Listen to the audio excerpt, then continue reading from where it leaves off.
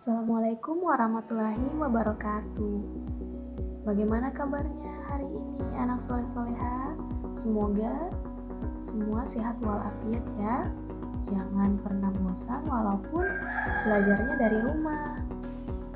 Nah, pada hari ini kita akan belajar tematik.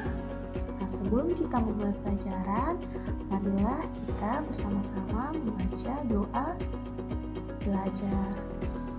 Ustazah pimpin ya anak soleh-soleha berdoanya di rumah masing-masing. Nah, mari kita mulai. Sikap berdoa, tangan diangkat, kepala ditundukkan. Berdoa dimulai. Bismillahirrahmanirrahim. Rabbi zidna ilman warzuqna fahman. Amin ya rabbal alamin. Semoga kita semua diberkahi dalam tholabul ilmi. Nah, pada pertemuan kali ini kita masih mempelajari tema 6 menuju masyarakat sejahtera pada subtema 1 masyarakat peduli lingkungan pada pembelajaran 6 dengan fokus pelajaran yaitu PPKN dan SPDP. Nah, tujuan pembelajaran kita pada hari ini yang pertama materi PPKN yaitu ada dua tujuan. Yang pertama, siswa dapat menjelaskan pelaksanaan kewajiban sebagai warga negara dalam kehidupan sehari-hari. Yang kedua, siswa dapat menjelaskan dampak pelaksanaan kewajiban sebagai warga negara dalam kehidupan sehari-hari. Sedangkan tujuan pembelajaran dalam pelajaran SPDP ada 4. Yang pertama, siswa dapat menuliskan daerah asal alat musik. Yang kedua, siswa dapat menjelaskan interval nada pada sebuah lagu. Yang ketiga, siswa dapat menjelaskan cara memainkan interval nada. Dan yang terakhir, siswa dapat memainkan interval pada sebuah lagu. Nah, pada materi PPKN yang akan kita pelajari kewajiban. Nah, apa sih itu kewajiban? Pada pertemuan sebelumnya telah dijelaskan oleh Ustazah Ani. Nah, kali ini Ustazah Ulka akan mengingatkan kembali. Apa sih itu kewajiban? Nah, kewajiban adalah segala sesuatu yang harus dilakukan dengan penuh rasa tanggung jawab. Untuk lebih jelasnya, di sini Ustazah akan memberikan beberapa contoh kewajiban anak soleh-soleha di rumah di sekolah. Yang pertama, kewajiban menaati peraturan dan tata tertib. Nah, di sini Ustazah telah memberikan gambaran bahwa anak sekolah itu harus menaati peraturan dan tata tertib. Dalam hal ini yaitu berseragam. Yang kedua, menghargai dan menghormati. Nah, di sini ada gambaran beberapa siswa memiliki suku yang berbeda, tapi harus saling menghormati dan menghargai. Jadi, walaupun kita berbeda suku dengan teman kita, kita harus menghargainya. Jangan hanya berteman dengan satu suku kita saja. Jadi, harus saling menghargai. Nah, itu salah satu kewajiban kita sebagai murid di sekolah. Nah, selanjutnya menjaga gedung dan fasilitas sekolah. Nah, di sini kewajiban anak soleh dan soleha kalau di sekolah itu kan harus menjaga gedung dan fasilitas di sekolah. Di sini gambarannya ada seorang siswi membuang sampah pada tempatnya. Jadi sudah disediakan tempat sampah, jadi jangan membuang sampah sembarangan agar bisa menjaga gedung dan fasilitas di sekolah. Nah, selanjutnya dalam mengikuti kegiatan belajar. Nah, di sini semua murid diwajibkan untuk mengikuti kegiatan belajar agar dapat mencapai cita-cita yang diinginkan. Nah, jika malas belajar, maka tidak mendapatkan ilmu yang bermanfaat, insya Allah. Nah, dengan kita belajar, kita akan menerima banyak hal, entah itu ilmu dan lain-lain. Selanjutnya, kewajiban mengikuti upacara dan kegiatan sekolah. Nah, di sini ada gambaran semua siswa mengikuti upacara di sekolah. Nah, jika itu tadi kewajiban anak soleh dan soleha di sekolah, maka sekarang kita akan membahas tentang kewajiban warga negara. Nah, kewajiban warga negara adalah segala sesuatu yang wajib dilakukan dengan penuh tanggung jawab oleh warga masyarakat kepada negara. Berikut ini kewajiban warga negara Indonesia. Yang pertama, wajib menaati hukum dan pemerintahan yang tercantum pada pasal 27 ayat 1 Undang-Undang Dasar 1945 yang berbunyi, segala warga negara bersamaan kedudukannya di dalam hukum dan pemerintahan dan wajib menjunjung hukum dan pemerintahan itu dengan tidak ada kecualinya.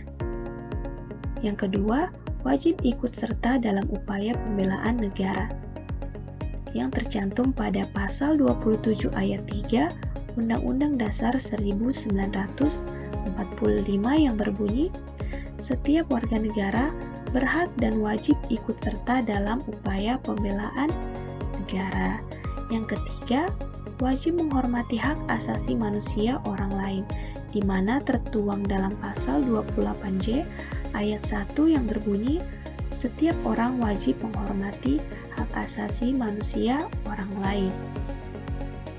Nah, yang keempat, wajib tunduk kepada pembatasan yang ditetapkan dengan undang-undang, tertuang dalam pasal 28J ayat 2 yang berbunyi menyatakan, dalam menjalankan hak dan kebebasannya, setiap orang wajib tunduk kepada pembatasan yang ditetapkan dengan undang-undang dengan maksud untuk menjamin pengakuan serta penghormatan atas hak kebebasan orang lain dan untuk memenuhi tuntutan yang adil sesuai dengan pertimbangan moral, nilai-nilai agama, keamanan, dan ketertiban umum dalam suatu masyarakat demokratis. Nah, yang terakhir, wajib ikut serta dalam usaha pertahanan dan keamanan negara yang tertuang dalam pasal 30 ayat 1 Undang-Undang Dasar 1945 yang menyatakan tiap-tiap warga negara berhak dan wajib ikut serta dalam usaha pertahanan dan keamanan negara. Sekarang kita akan membahas pelaksanaan kewajiban sebagai warga negara dalam kehidupan sehari-hari. Nah, yang Ustazah jelaskan tadi kan masih dalam bentuk umum kewajiban warga negara.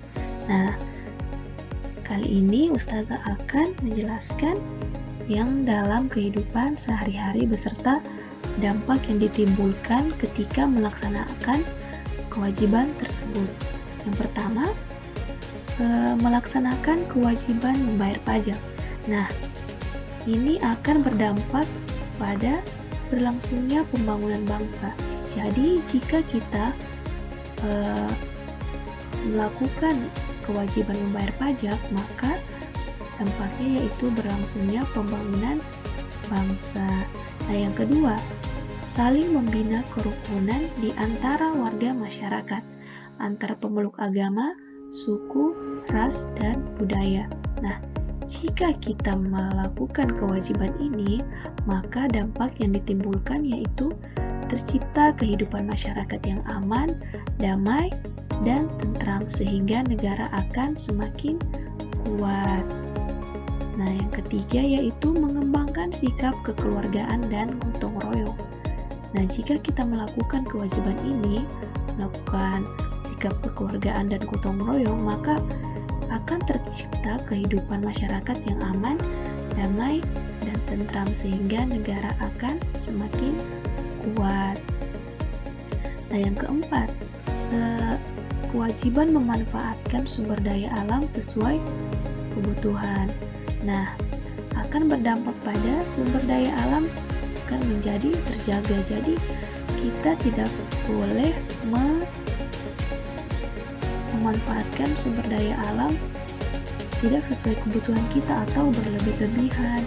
Nah, itu akan berdampak pada sumber daya alam kita. Jika kita menggunakan sumber daya alam secara berlebih-lebihan, maka sumber daya alam kita tidak akan terjaga kualitasnya, atau akan cepat habis sehingga generasi-generasi selanjutnya tidak akan merasakan sumber daya alam kita.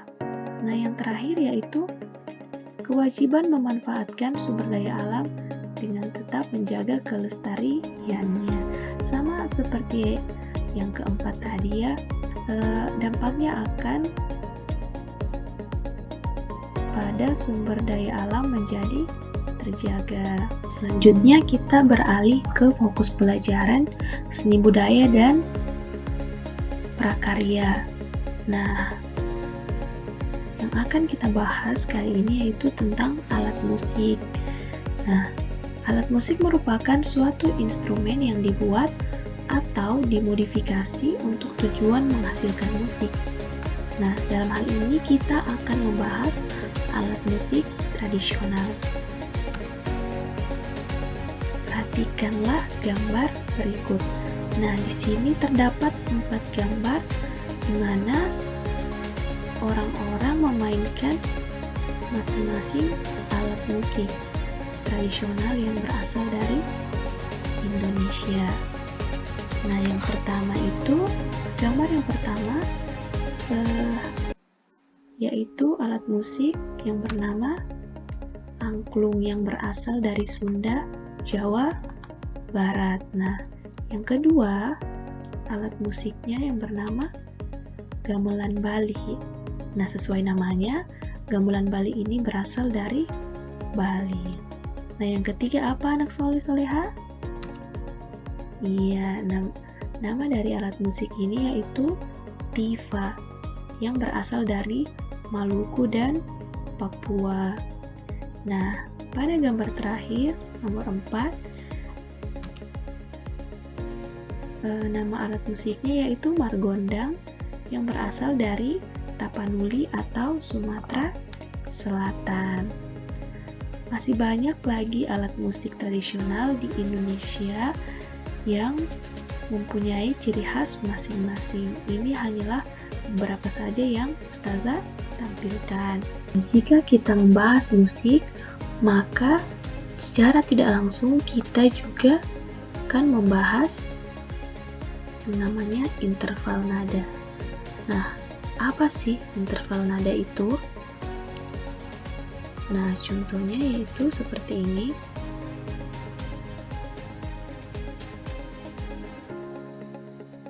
Do, re, mi, fa, sol, la, si, do. Ya, kurang lebih seperti itu. Nah, interval nada adalah jarak frekuensi atau hasil bagi antara nada satu ke nada yang lainnya, baik jarak nada ke atas atau jarak nada ke bawah. Setiap interval nada memiliki jarak yang berbeda-beda, dan setiap interval nada memiliki nama tersendiri.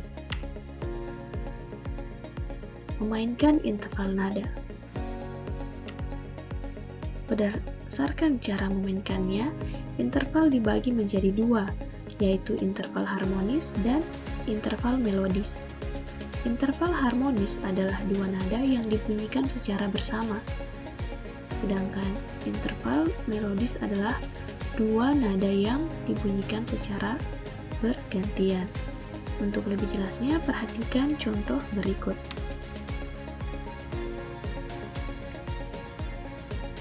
Nah, pada interval harmonis, sini dimainkan secara bersamaan. Nah, ditandai dengan sejajarnya bulatan-bulatan hitam ini. Sedangkan pada interval melodis itu tidak ada bulatan-bulatan hitam ini yang sejajar seperti pada interval harmonis, karena interval melodis ini adalah dua nada yang dibunyikan secara bergantian. Nah, setelah ini, lalu ini, dan yang terakhir ini. Nah, interval melodis ini terdiri atas interval dari nada rendah ke nada tinggi dan interval dari nada tinggi ke nada rendah. Berdasarkan bunyi yang kita dengar, interval memiliki ciri-ciri bunyi sebagai berikut. Yang pertama, interval prim. Interval prim hanya terdengar satu nada sehingga terdengar nyaman, contohnya do saja. Yang kedua, interval sekon. Sekon terdiri atas sekon besar dan sekon kecil. Interval sekon terdengar kurang nyaman, contohnya do, re, dan si, do, bila dinyanyikan atau dibunyikan serempak. Yang ketiga, interval terts. Terts besar maupun kecil nyaman didengar pula, atau konsonan sempurna seperti do, mi. Nah, yang keempat, interval kuart. Kuart murni selalu nyaman didengar, atau konsonan sempurna, contohnya do, fa. Yang kelima, interval quint. Quint murni terdengar nyaman, atau konsonan sempurna. Quint berlebih terdengar halu, bagus. Quint berkurang terdengar kurang nyaman. Dalam hal ini seperti do, sol. Yang keenam, interval seks. Seks besar maupun kecil terdengar nyaman seperti do, la. Interval septim biasanya terdengar kurang nyaman, contohnya do dan si. Nah, yang terakhir, interval oktav. Oktav murni terdengar nyaman seperti do, do. Nah, ini beda ya, do yang ini dan do yang ini. Nah, untuk lebih jelasnya, mari kita dengarkan lagu sambil melihat intervalnya.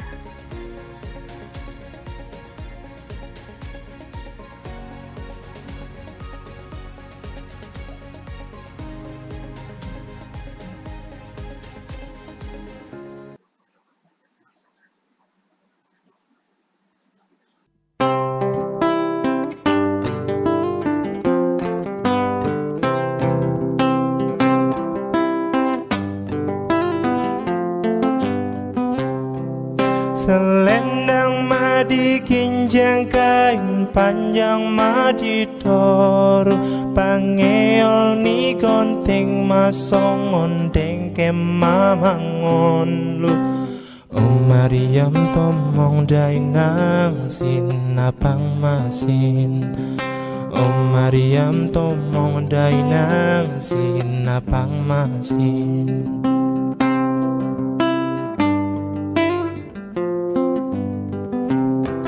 Selendang madi kinjang kain panjang madi toru pangeol ni konting masong ondeng kemamangon lu.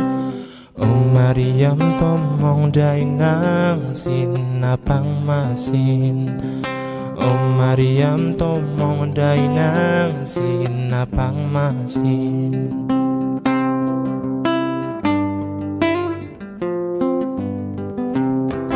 Selendang madi kinjang kain panjang madi toru pangeol ni konting masong ondeng kemamangon.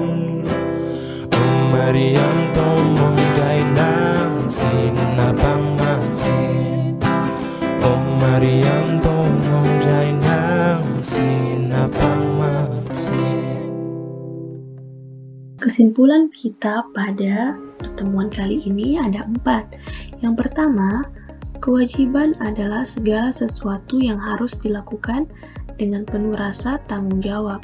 Yang kedua, kewajiban warga negara adalah segala sesuatu yang wajib dilakukan dengan penuh tanggung jawab oleh warga masyarakat kepada negara. Kesimpulan yang ketiga, yaitu alat musik merupakan suatu instrumen yang dibuat atau dimodifikasi untuk tujuan menghasilkan musik. Nah, yang terakhir, interval nada adalah jarak, frekuensi, atau hasil bagi antara nada satu ke nada yang lainnya, baik jarak nada ke atas atau jarak nada ke bawah. Nah, itulah tadi penjelasan mengenai materi kita hari ini. Semoga anak soleh-soleha di rumah dapat memahaminya dengan baik dan dapat diterapkan dalam kehidupan sehari-hari. Insya Allah. Nah, sebelum kita menutup pertemuan kita kali ini, mari kita sama-sama mengucapkan hamdalah. Alhamdulillahirabbil alamin. Dan doa kafaratul majelis. Subhanaka Allahumma wa bihamdika asyhadu an la ilaha illa anta astaghfiruka wa atubu ilaik. Nah, jangan lupa tugasnya dikerjakan ya. Tugasnya akan Ustazah tampilkan di akhir video. Wassalamualaikum warahmatullahi wabarakatuh.